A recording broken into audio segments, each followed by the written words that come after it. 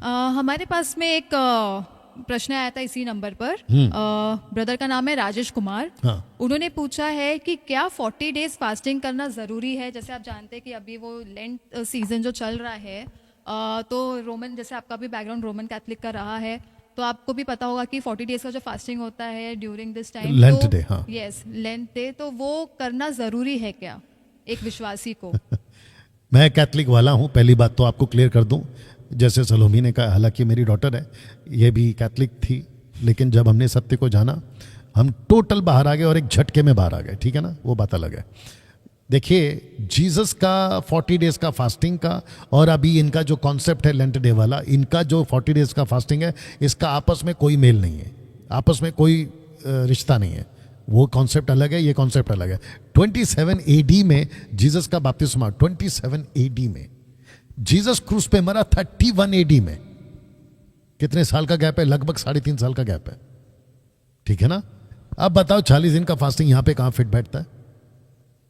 क्योंकि किसी ने शुरू कर दिया तो हम भी करने लगे, ये टोटल बकवास है ना। बहुत ध्यान से सुनिएगा, बहुत गजब की बात बोलने जा रहा हूं, और इसका एडिट वीडियो आप लोग शायद अभी देख रहे होंगे, क्योंकि मैं इसको एडिट करके ही डालने वाला हूं, ठीक है ना।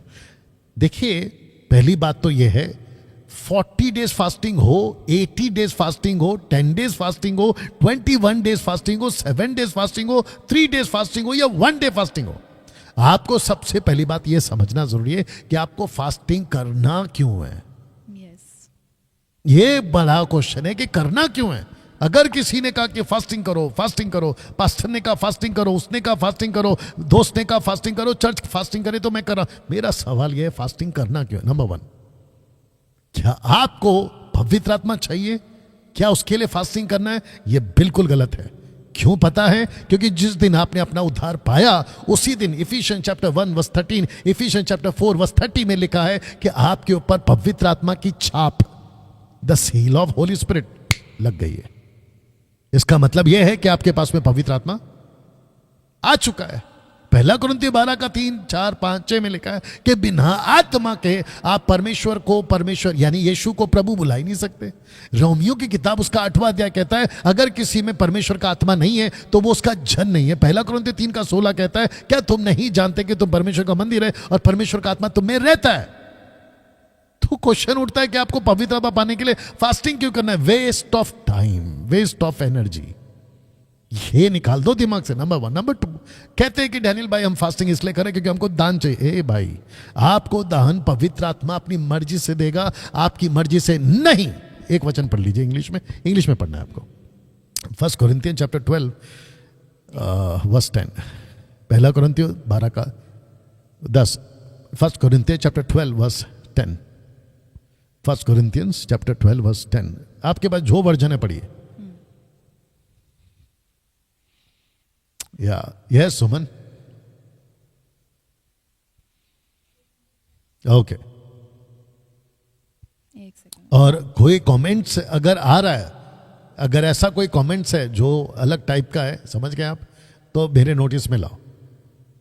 1 Corinthians chapter 12 verse 10। 10, yes.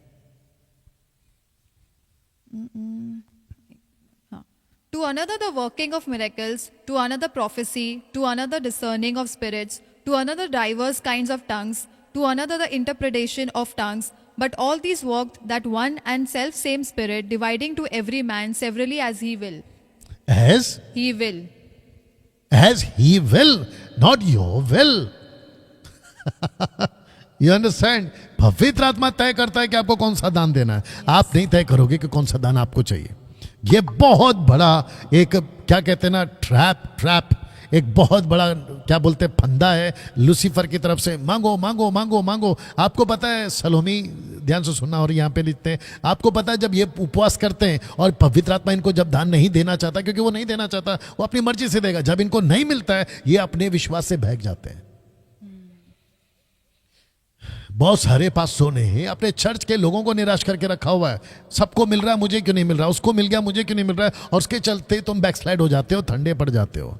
प्रभु मुझे प्यार, कितनी गवाहियां मैंने सुनी है कि डैनियल भाई अच्छा हो गया कि हमने आपका वीडियो देख लिया, नहीं तो हम तो ये सोच रहे थे कि हमको दान क्यों नहीं मिल रहा ये जिब्रिश का, क्यों, क्या परमेश्वर हमसे प्यार नहीं करता। बाद में पता चला कि ये जिब्रिश का दान पवित्र आत्मा का था ही नहीं, और ना ही है और ना ही कभी होगा, ये तो लूसीफर का है।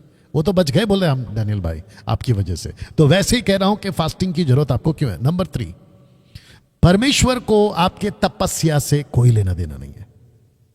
यशायाह कहता है कि तुम्हारे जितने भी धर्म के काम है, तुम्हारे जितने भी अच्छे काम है, मेरी नजर में वो किचन का जो कपड़ा होता है ना, डस्ट कप साफ करने वाला, मैले छिंदे कपड़े के समान है, कहता है। आप कैसे खुश करोगे उसको? आप खुश नहीं कर सकते। खुश करने का एक ही तरीका है, उसकी मर्जी पे चलो, उसकी इच्छा पे चलो, उसके लिए फ्रूट्स लाओ, यानी कि फल लाओ, उसका काम करो, ये है तरीका।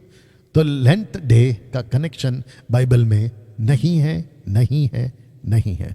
ना पतरस ने कभी अच्छा जीसस ने फास्टिंग किया, अरे वाह जीसस ने फास्टिंग किया, भैया हमारी औकात है जीसस की कॉपी करने की? सोच के देखिए आप, अगर पवित्र आत्मा आपको लीड करता है 80 दिन जाओ, 160 दिन जाओ, मेरे को क्या लेना देना भाई, लेकिन डॉक्ट्रिन बना के पेश मत करो।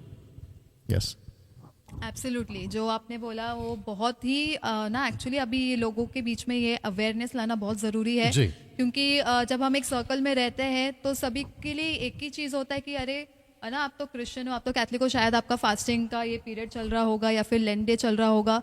तो ये आपके जवाब से उनको भी समझ में आएगा कि हमें दूसरों को कैसे जवाब देना है, तो वो भी सीखे होंगे। और मैं समझती हूँ कि ब्रदर राजेश कुमार, आपको भी आपका जवाब मिला होगा। तो अगर आपको भी या फिर हमको भी कोई ऐसे पूछता है कि आप लोग क्यों नहीं फास्टिंग करते हो, तो आई थिंक हमें हमारा जवाब मिल गया कि हमें बिल्कुल। दूसरों को कैसे जवाब देना है। तो वो आज हमने सीखा है और आपने भी सीखा होगा। राइट। तो